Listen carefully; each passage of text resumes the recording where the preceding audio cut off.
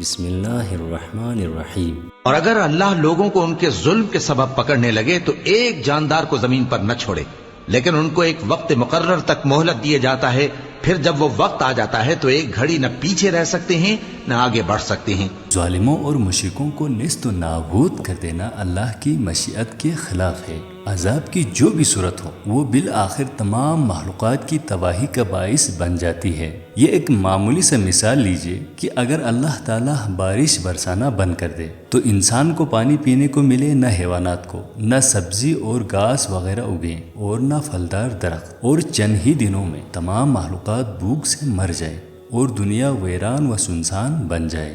دوسری صورت یہ ہے کہ جتنے مشرک اور ظالم قسم کے انسان ہیں صرف انہی پر اللہ کا قہر نازل ہو اور باقی صرف نیک لوگ رہ جائیں۔ زمین میں ایسی آبادی بھی اللہ کی مشیت نہیں، اور ایسے مخلوق جو نیک ہی ہوں وہ تو پہلے ہی فرشتوں کی صورت میں موجود ہیں۔ اللہ تعالیٰ نے تو اس دنیا کو امتحان گاہ بنا کر اسے آباد رکھنا ہے، اور اس کی واحد صورت یہی ہے کہ اس دنیا میں نیک و بد دونوں قسم کے لوگ موجود رہیں، مارکہ حق و باطل ہوتا رہے اور ان کی آزمائش کا عمل جاری رہے۔ لہٰذا مجرموں کو فوری طور پر سزا دے کر ہلاک کر دینا اللہ کے دستور اور حکمت کے خلاف ہے۔